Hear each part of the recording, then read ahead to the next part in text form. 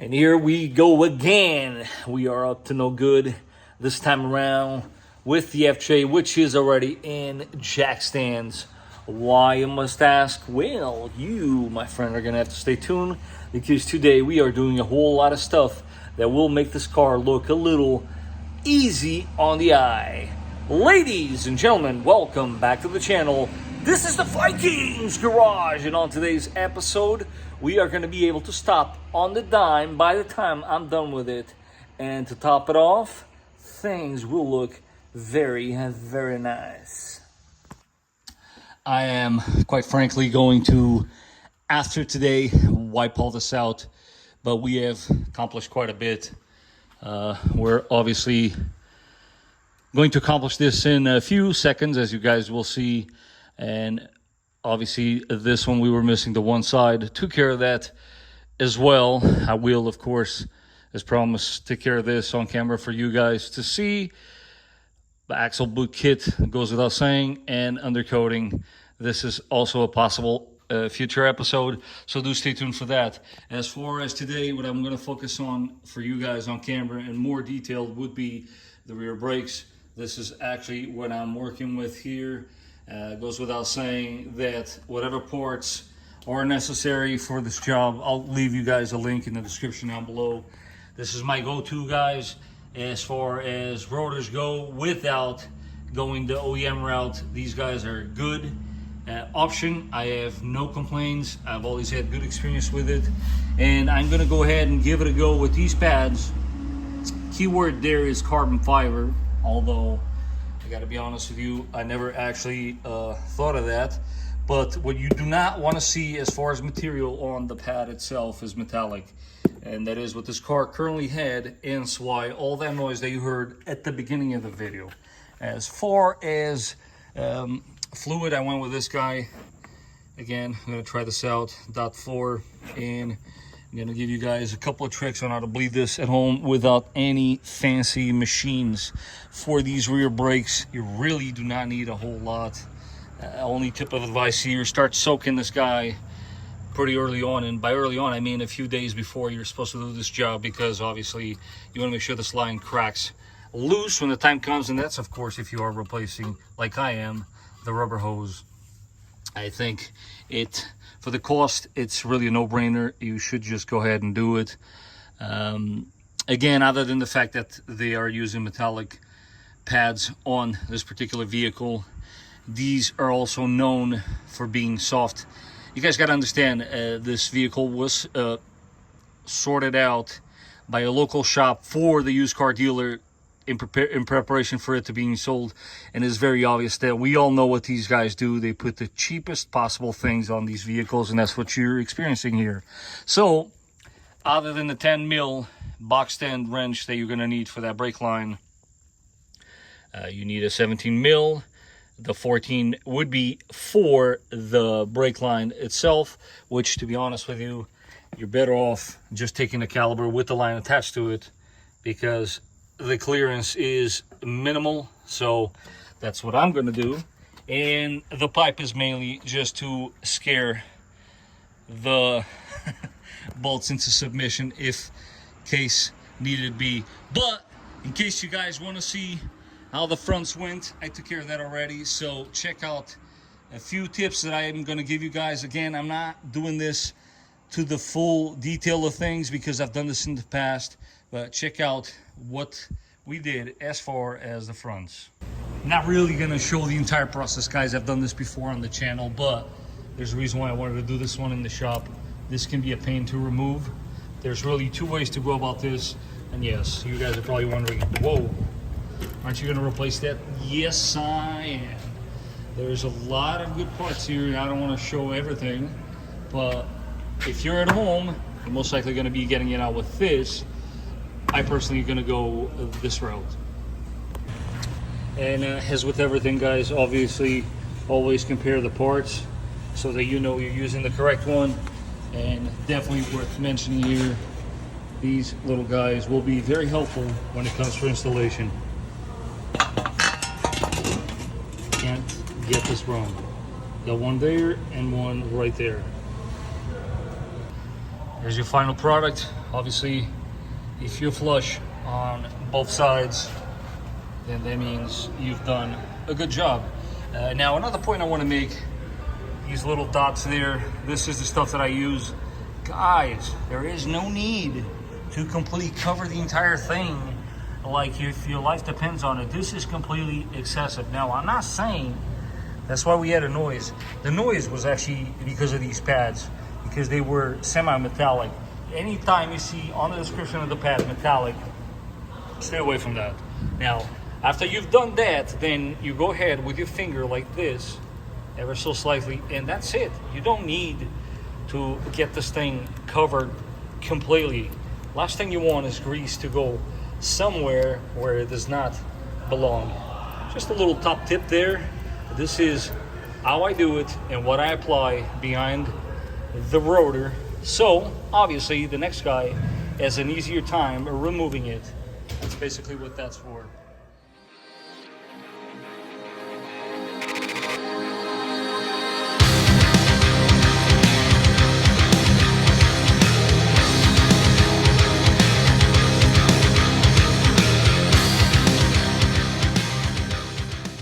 Before I go ahead and start with this brake line, I should probably explain to the viewer the difference and the importance of using a boxed end wrench. Boxed end wrench being this one. You want something that looks like that to break a fitting on a brake line loose, because this, what it will cause, it will round it off, and you don't want that. You want to grip into it and break it loose in one shot. Check it out. Goes without saying, guys, two super important points. You want to put something that will catch the brake fluid, obviously, in on your reservoir. Do top it off all the way to the top, because you want to make sure that you do not run that reservoir too low, because then bleeding process will become a little more annoying, if you will.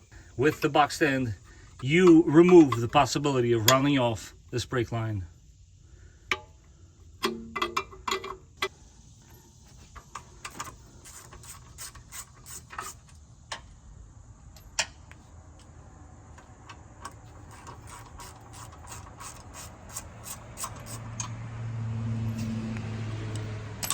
I'm not going to bother with these for obvious reasons.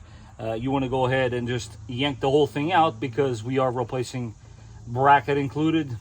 And obviously our rotors, and me personally, I'm trying to do this with everything possible to freshen it up. We have these old clips here for the brake lines that I am going to go ahead and also replace. Now, you work out the rest of the fitting with the holding clips still in place. Makes your life a lot easier. For this particular operation, a regular wrench might actually even be your friend, because it will make this process a lot faster. I should probably be wearing gloves at this point, but I'm just not going to, because I don't want to be taking them out, putting them back on. You know, we're shooting a video here. It makes things a little complicated, but my point is, you might want to use gloves while you're doing this job. So now, for this clip, two ways. Super oversized screwdriver here is your friend. Hopefully that's catching on camera and on my hands. Also, pair of pliers will do the trick.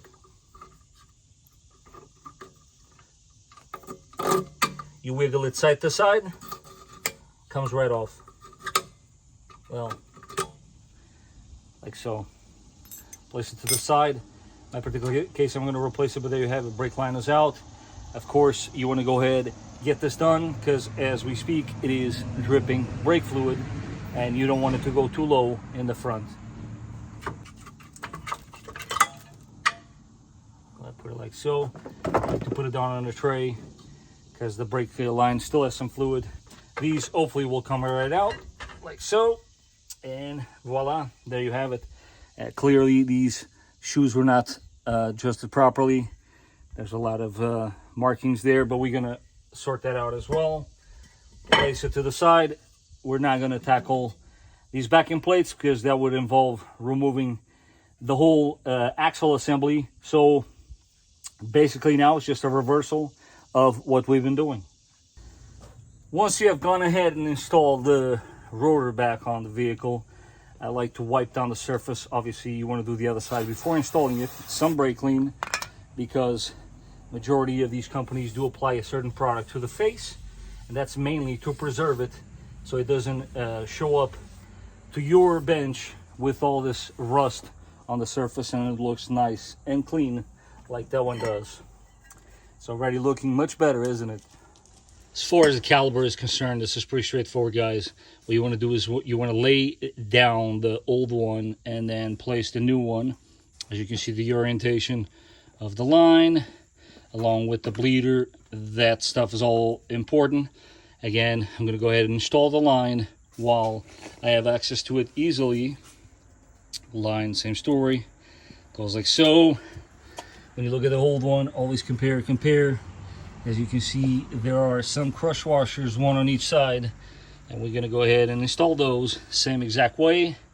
Torque it down, and then we will install this and finally the line so that this one stops dripping, I should say, and we don't lose all the brake fluid.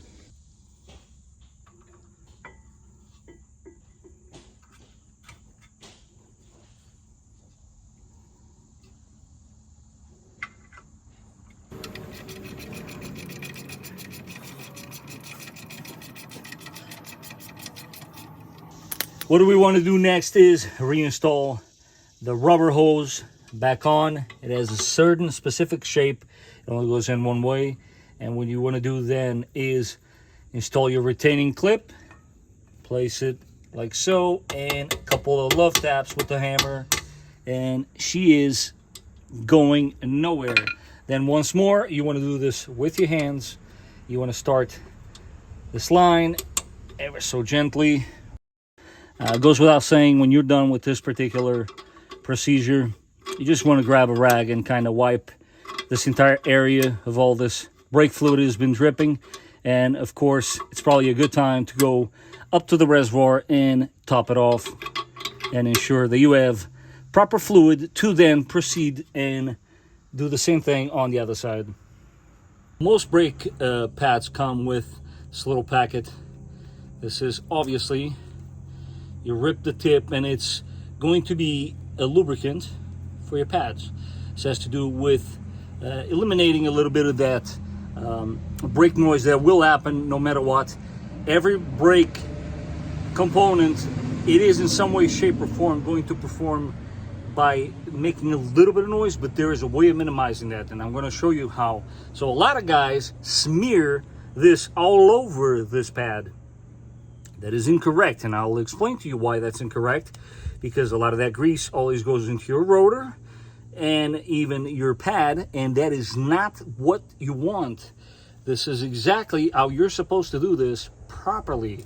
You smeared it into the tip of your finger, and now, ever so gently, what you want to do is apply this to the face of your brake caliper piston only, and this would cover the section for the rear. And as far as for the front pads, very simple.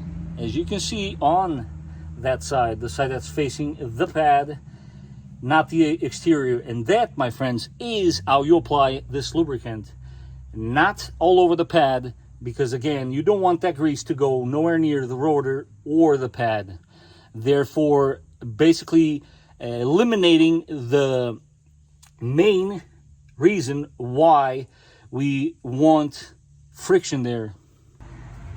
Because ultimately, guys, at the end of the day, the purpose of all this, other than, let's face it, create a little bit of a nice view for behind the wheels that we're going to install in this vehicle, it was obviously, let's not forget, the main reason why we started this journey was to remove that brake noise, in which we, of course, will confirm that and show you guys that this brake job did indeed fix the issue that I had, you know, regardless of all this eye candy.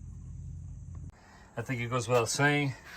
Let me know if you guys agree. This does look a little better than before. And now, as with everything on your automobile, we're gonna have to go ahead and repeat the whole thing on this side now. This most likely is the reason why you guys did tune in today. So, without any further ado, one of the, if not the most requested do-yourself tasks on a vehicle as far as maintenance goes, it is about to be shown. So do stay tuned, grab a notepad, a pen, take some notes because you're going to need it. There's a reason why I've been so adamant on showing you guys this one, because if not done properly, you can actually introduce air into your brake system, and that is not what I want you to do. So I believe you're more than capable of getting this accomplished, but please do as I say. For this job, there is not a whole lot of tools you need. I'm going to show you exactly how this is done. Brake fluid of your choice, of course. You want to get a 10 mil box stand or not. Reason why I'm saying box stand is because if you're dealing with an older caliber, chances are you might be better off with this, just because this gives it a chance of possibly rounding it off. And for the fronts, you will need an 8 to perform the bleeding procedure. Also, I recommend getting a clear hose like this one. If this hose looks familiar, that's because it is. This is part of your AC evaporator cleaning kit. That's right, you can reuse it for this job. And also, you're going to need an empty bottle of water to put your waste brake fluid in. And that's the majority of the tools to get it done, if you have indeed a helper. If you don't, I'm going to start off by showing you how you can do it with a large screwdriver like this one, because that's right, you can actually accomplish this at home. So let me show you how. And knowing what tools you are going to need for the job, it is important and it's very simple to understand that the procedure in which you should be bleeding these brakes is fairly simple. Master cylinder sits all the way up in that corner, so you want to go ahead and start with your right rear, and then you do your left rear. You want to do your front right, and then right at the end you do your driver's side. And that is the proper way of bleeding the brakes on this vehicle.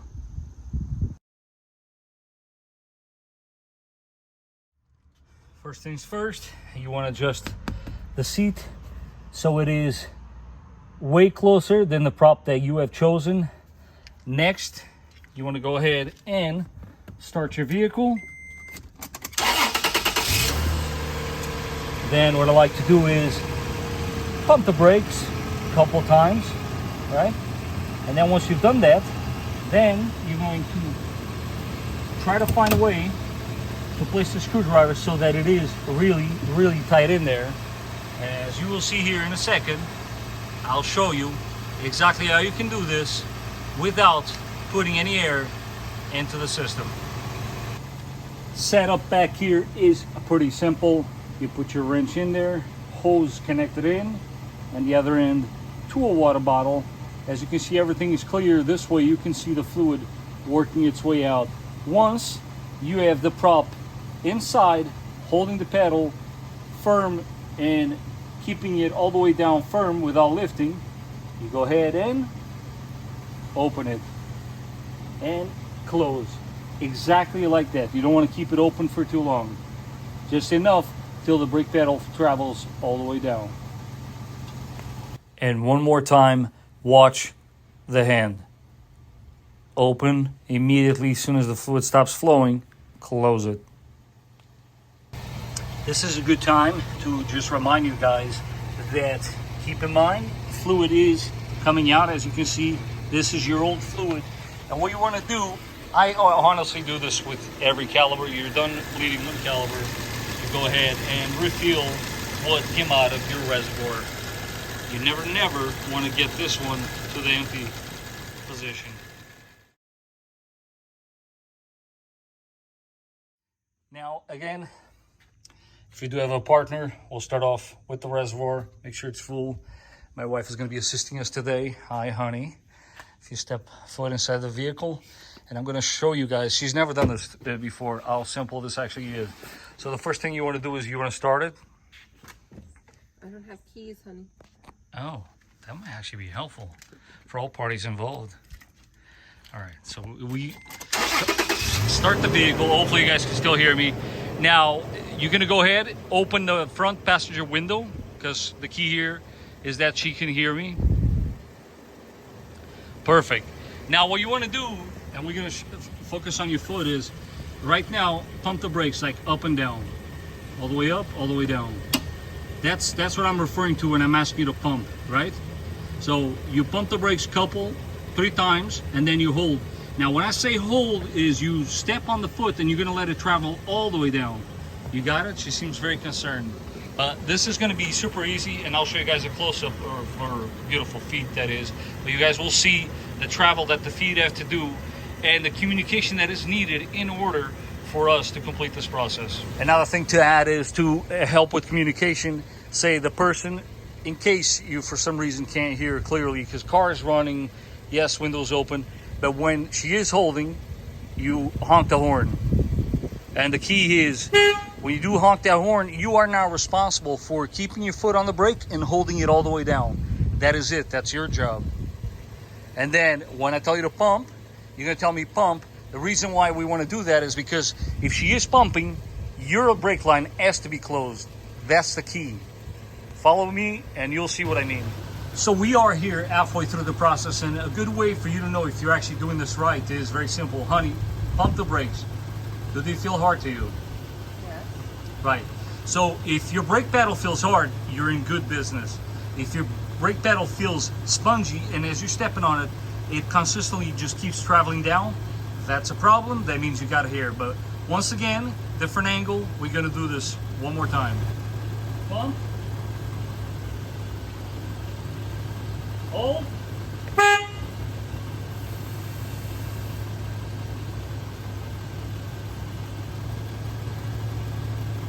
How do the brakes feel? Can I let go? I can't, you can. Hard? Yeah. So you guys, she's an excellent student, because the key here, do not let go of that pedal unless you're told to do so. That's key. Thank you, honey. As if we were starting over, right? Bump.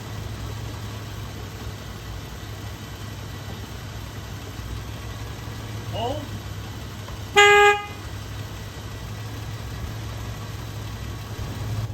All right, pump.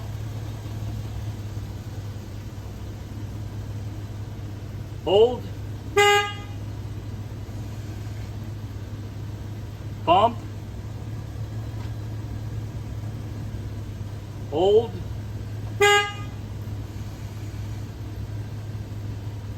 Pump. Hold. And that right there, guys, you just saw it in real time. Just apply these brakes. As you saw, this whole braking business is not as overwhelming as it looks. It's actually very easy and simple to tackle.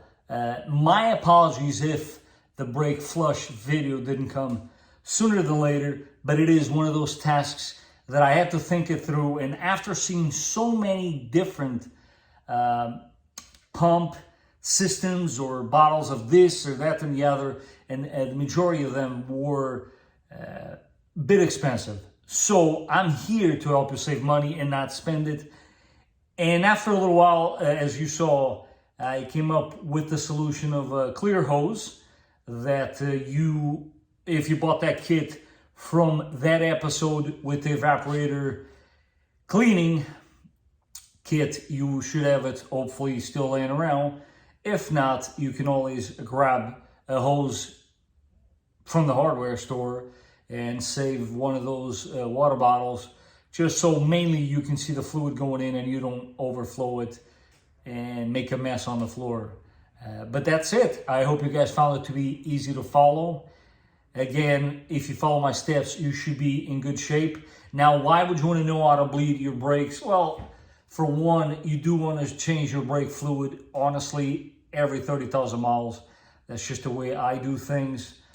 It goes easier on the seals that way, and that is one of the main reasons why you want to change it. Not to mention that fluid over time does gather moisture.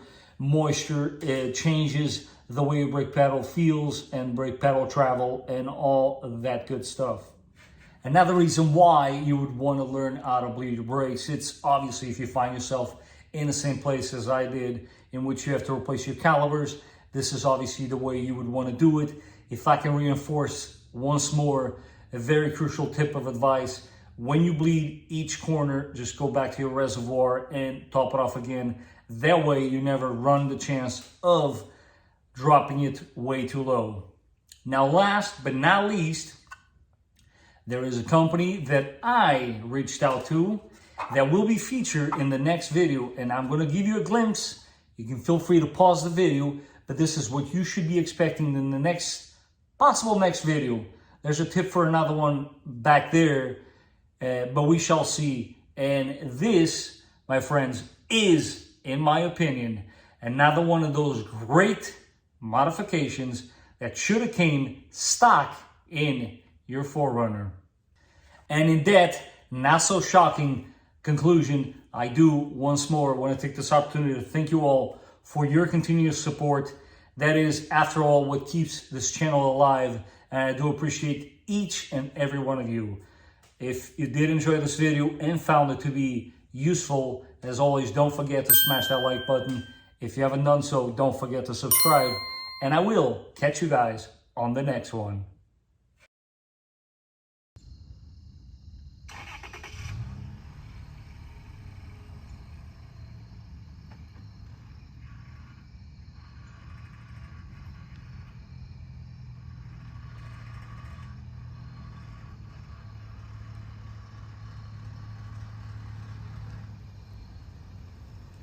Talk about a segue.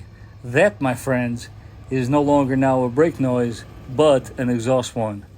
Stay tuned.